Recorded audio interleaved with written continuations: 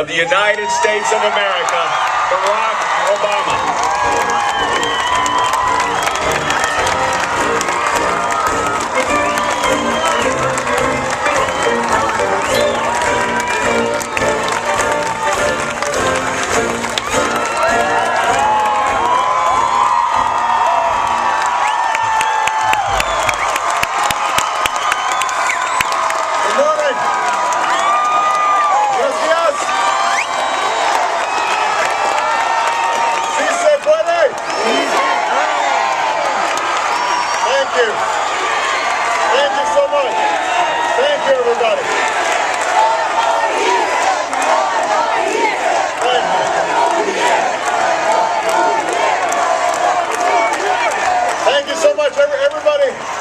Thank you so much. I am truly grateful to be here.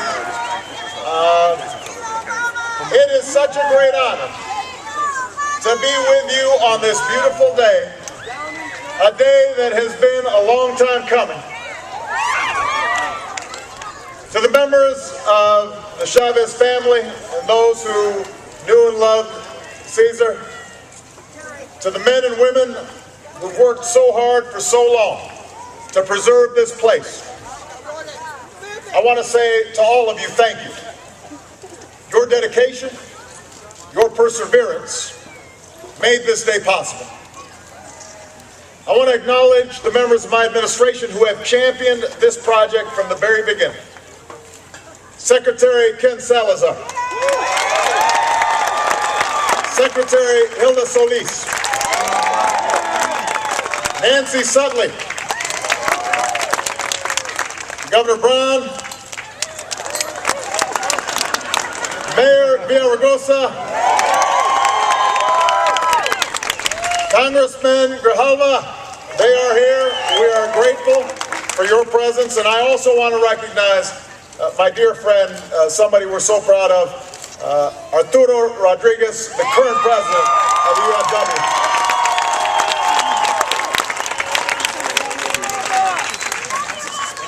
Most of all, I want to thank Helen Chavez.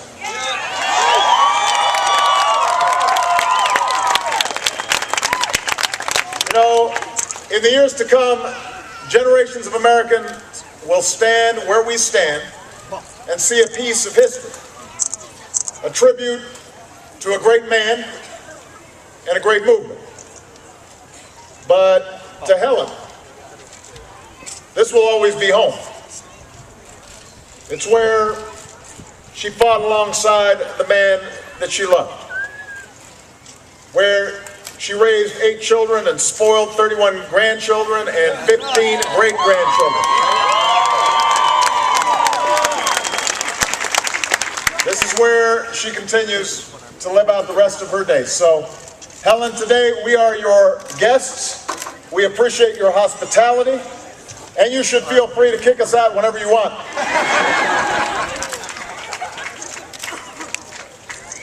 Today, La Paz joins a long line of national monuments, stretching from the Statue of Liberty to the Grand Canyon. Monuments that tell the story of who we are as Americans. It's a story of natural wonders and modern marvels, of fierce battles and quiet progress. But it's also a story of people, of determined, fearless, hopeful people who have always been willing to devote their lives to making this country a little more just and a little more free.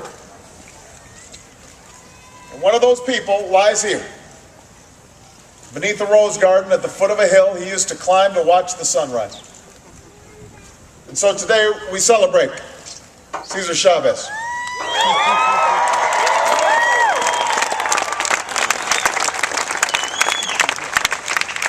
Cesar would be the first to say that this is not a monument to one man.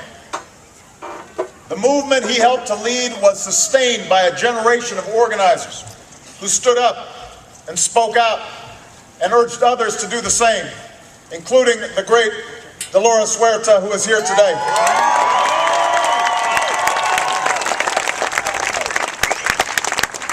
It drew strength from Americans of every race and every background who marched and boycotted together on behalf of La Causa. And it was always inspired by the farm workers themselves, some of whom are with us. This place belongs to you too. But the truth is, we would not be here if it weren't for Cesar. Growing up as the son of migrant workers who had lost their home in the Great Depression, Cesar wasn't easy on his parents. He described himself as caprichoso, capricious. His brother Richard had another word for him: stubborn. By the time he reached 7th grade, Cesar estimated he had attended 65 elementary schools, following the crop cycles with his family, working odd jobs, sometimes living in roadside tents without electricity or plumbing. It wasn't an easy childhood, but Cesar always was different. While other kids could identify all the hottest cars, he memorized the names of labor leaders and politicians. After serving in the Navy during World War II, Cesar returned to the fields. And it was a time of great change in America, but too often that change was only framed in terms of war and peace, black and white, young and old. No one seemed to care about the invisible farm workers who picked the nation's food. Bent down in the beating sun, living in poverty, cheated by growers, abandoned in old age, unable to demand even the most basic rights. But Cesar cared. And in his own peaceful, eloquent way, he made other people care too. A march that started in Delano with a handful of activists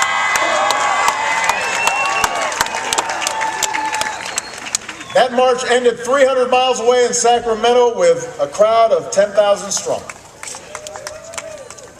A boycott of table grapes that began in California eventually drew 17 million supporters across the country, forcing growers to agree to some of the first farm worker contracts in history.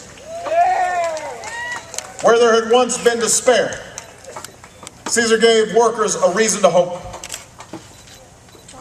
What the growers don't know, he said, is that it's not bananas or grapes or lettuce. It's people. It's people. More than higher wages or better working conditions, that was Cesar's gift to us, a reminder that we are all God's children, that every life has value, that in the words of one of his heroes, Dr. King, we are caught in an inescapable network of mutuality, tied in a single garment of destiny. Cesar didn't believe in helping those who refused to help themselves, but he did believe that when someone who works 12 hours a day in the fields can earn enough to put food on the table, and maybe save up enough to buy a home, that makes our community strong. That lifts up our entire economy. He believed that when a worker is treated fairly and humanely by their employer, that adds meaning to the values this country was founded upon, and credence to the claim that out of many we are one. And he believed that when a child anywhere in America can dream beyond her circumstances and work to realize that dream, it makes all our futures just a little bit brighter. It was that vision, that belief in the power of opportunity, that drove Cesar every day of his life. It's a vision that says, maybe I never had a chance to get a good education, but I want my daughter to go to college. Maybe I started out working in the fields, but someday I'll own my own business. Maybe I have to make sacrifices, but those sacrifices are worth it if it means a better life for my family. That's the story of my ancestors. That's the story of your ancestors. It's the promise that has attracted generations of immigrants to our shores from every corner of the globe, sometimes at great risk, drawn by the idea that no matter who you are or what you look like or where you come from, this is the place where you can make it if you try.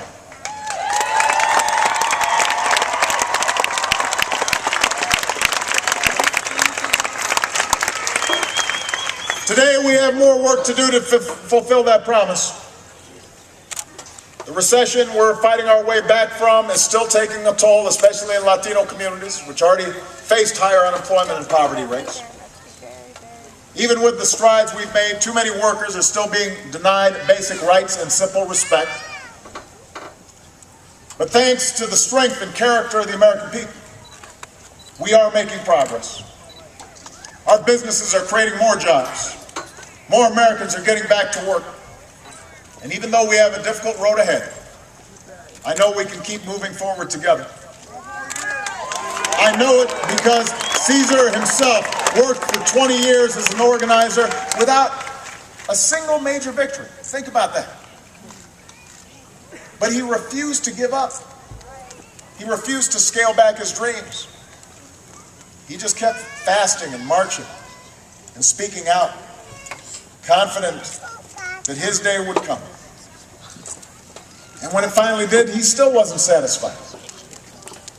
After the struggle for higher wages, Cesar pushed for fresh drinking water and workers' compensation, for pension plans and safety from pesticides. Always moving, always striving for the America he knew we could be. Sorry, guys. More than anything, that's what I hope our children and grandchildren will take away from this place. Every time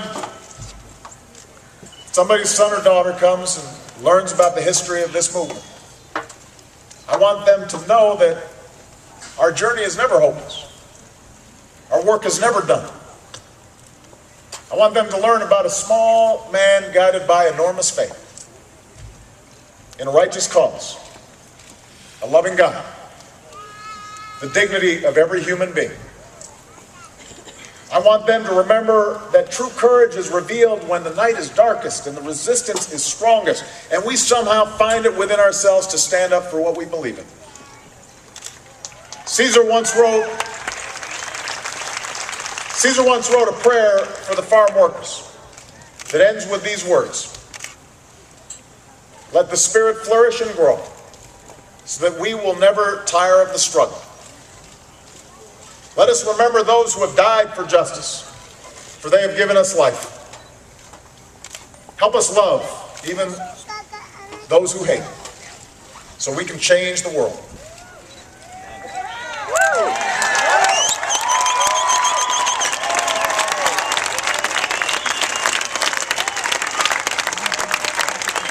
Our world is a better place because Cesar Chavez decided to change it.